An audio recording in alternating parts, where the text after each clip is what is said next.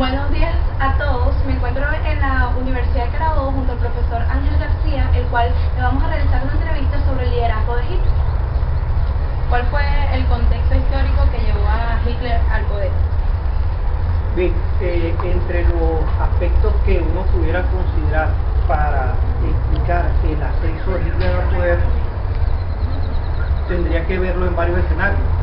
Uno de esos escenarios son las consecuencias de la Primera Guerra Mundial, que sometieron a Alemania a un conjunto de compromisos que se estipularon en el llamado Tratado de Versalles, que es el acuerdo con el que se pone fin a la Primera Guerra Mundial y que sometía a Alemania a varias cosas. Uno de los aspectos a los que lo sometía era a resarcir, a pagar por los daños que se habían ocasionado a otros países, fundamentalmente a las potencias vencedoras de la Primera Guerra Mundial, entiéndase a Francia, a Inglaterra fundamentalmente. Y luego Alemania es despojada de un conjunto de territorios que le pertenecían porque los alemanes, Alemania formaba parte, o sea, era un imperio que tenía posesiones tanto en Europa como en África, y eso entre las consecuencias de la guerra está que pierde un conjunto de territorios que, bueno, le hacían perder el liderazgo y la importancia que Alemania había tenido en Europa durante el siglo XIX. Entonces, digamos, son básicamente, en términos generales, estos dos elementos sumados a un tercer aspecto, que es la crisis que se genera a partir del año 1929 con la famosa crisis económica mundial de ese año, que agrava la situación social y económica y política de Alemania y crea todo un conjunto de condiciones para el surgimiento del nazismo y de Hitler en particular. Aquí, por ejemplo, un elemento importante ya en el plano interno es el papel del nacionalismo como elemento, digamos, importante dentro del proceso político alemán, y que va a contribuir a la expansión del nazismo y a la política expansionista que va a practicar Hitler y Alemania, con el que se va a desarrollar la Segunda Guerra Mundial. Bueno, ahora nace la pregunta de ¿qué es nacionalismo?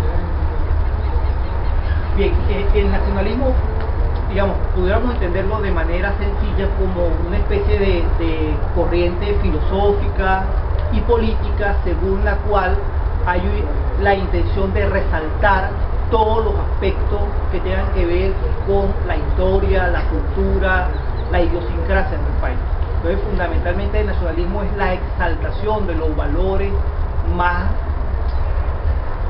propios de una nación, pero utilizados ya en términos no de la preservación cultural de esa nación, sino de un proceso de expansión, utilizando el nacionalismo, o sea, utilizando los valores de esa nación para imponérselo a otras naciones. Entonces, cuando nosotros hablamos de nacionalismo, estamos hablando, en el caso de Alemania, de querer imponerle los valores, la visión, la cultura, la manera de entender la sociedad y la política, en este caso practicada por el nazismo, y imponérsela a otras naciones, y en este caso imponérsela desde el punto de vista militar y desde el punto de vista político.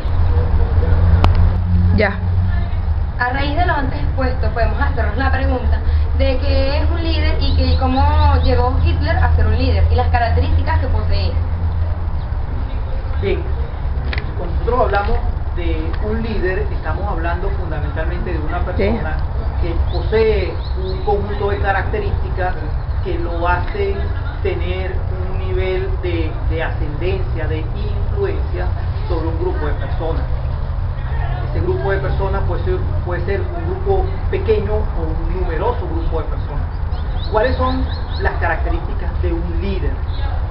fundamentalmente un líder es carismático, es decir, una persona que se hace querer por la población, que es simpático, que es agradable para la población. Un líder tiene, digamos, una capacidad de expresión, de comunicación muy amplia que le permite transmitir todas sus ideas de la manera más fácil, de la manera más simple, y que le permite tener conexión, que sus ideas puedan ser captadas por el mayor número de personas posible. Otro elemento que es del liderazgo es la capacidad de convencer a los demás. Es decir, y se convence a los demás, entre otras cosas, o en muchos casos, porque el líder es capaz de hacer, en muchos casos, lo que él pretende que los demás hagan. Que el líder practica con el ejemplo en muchos casos, no en todos los casos, pero sí en muchos casos. En algunos momentos y dependiendo del tipo de liderazgo, el líder puede ser una persona valiente, puede ser una persona capaz, puede ser una persona que se hace respetar, bien sea por la imposición o por sus ideas, por su carisma, etc. Entonces, digamos, en términos generales, estos son algunos de los rasgos que caracterizan lo que es un líder. En el caso concreto de Hitler fue, no hay duda sobre eso, fue una persona carismática, fue una persona que tuvo una capacidad de comunicación importante con el pueblo alemán, y fue una persona que fue capaz de venderle a los alemanes una idea que los alemanes habían perdido, que es la idea del rescate de la grandeza del pueblo alemán. Si uno revisa la historia del pueblo alemán, se da cuenta que ese fue un pueblo, digamos,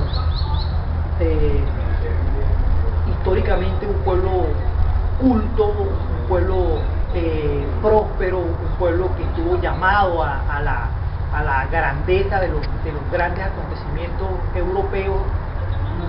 No es casual que muchos de los grandes filósofos del siglo XIX y del siglo XX hayan sido alemanes. Eso indica el nivel de cultura y de grandeza del pueblo alemán.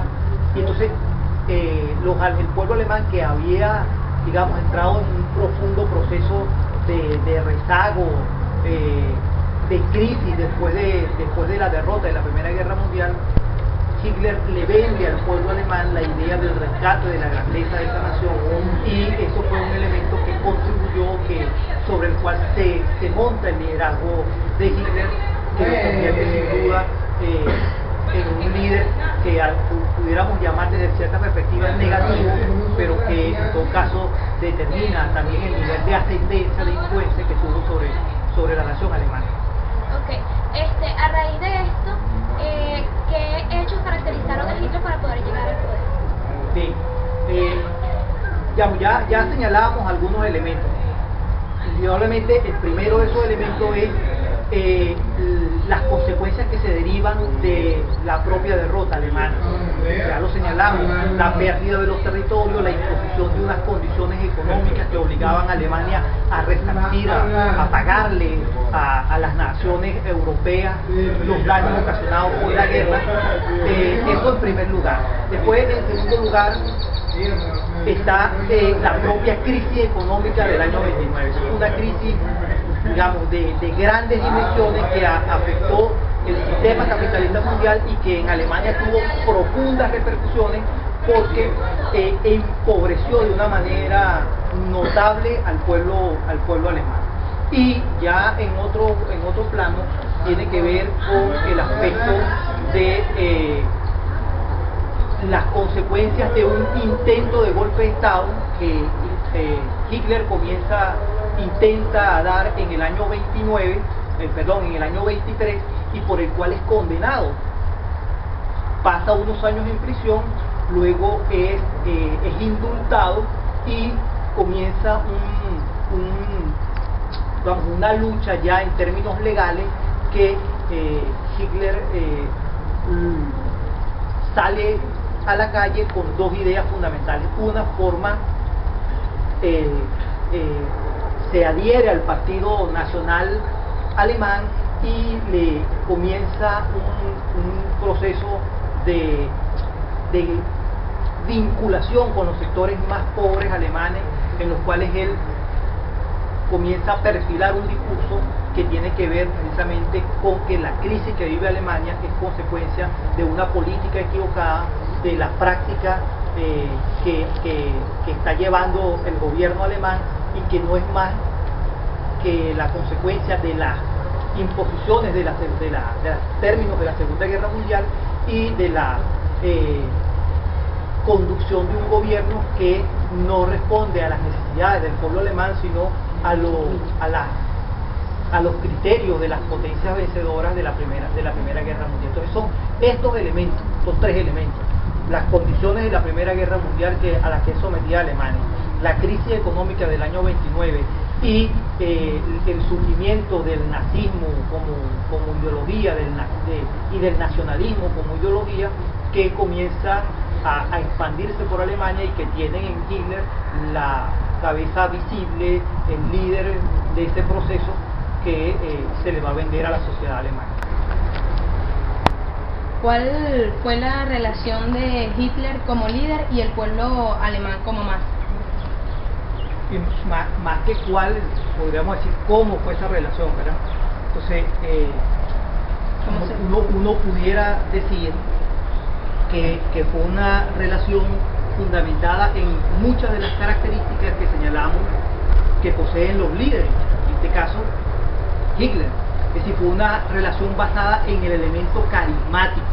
El pueblo alemán veía en Hitler una figura mesiánica, es decir, la persona capaz de conducir al pueblo alemán nuevamente hacia su grandeza, nuevamente hacia su desarrollo.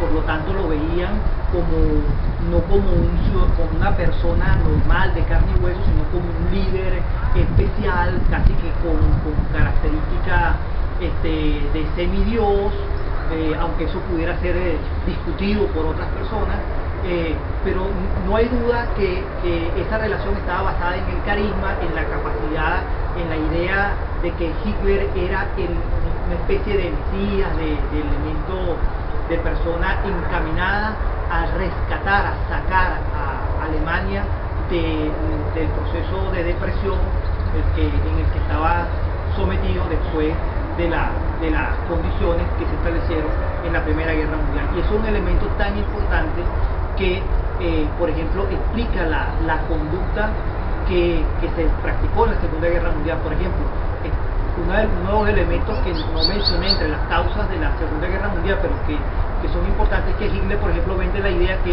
el fracaso alemán, las causas de la crisis alemán, no solamente estaban referidas a los aspectos que ya señalé, sino, por ejemplo, eran culpa de los judíos, y por eso la persecución contra los judíos, y que eran culpa de los comunistas. Entonces, la idea de hacer la persecución a los grupos comunistas o socialistas en Alemania.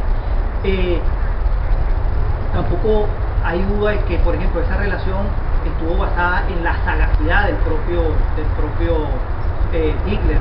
Si uno entiende, si uno, por ejemplo, explica trata de entender que Hitler veía a los comunistas y a los socialistas como enemigos, ¿cómo se explica el pacto con Stalin en 1940? Bueno, se explica precisamente, visto en una perspectiva histórica, visto en la distancia, como un proceso de ganar tiempo, precisamente para fortalecer la Alemania y continuar contra un enemigo muy poderoso como era después la Unión Soviética. Entonces, eso explica que los primeros países que invade Alemania son países con los que él había perdido territorio después de la guerra, que son Polonia y Austria primero, y después Polonia, y después de la invasión de Polonia es que se declara la guerra, y finalmente la invasión de la Unión Soviética después del año 43, donde se rompe el pacto con Hitler. 42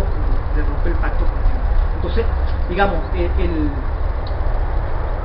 el carisma es un elemento fundamental sobre el cual se apoya el liderazgo de Hitler, pero que está asociado a todos estos factores.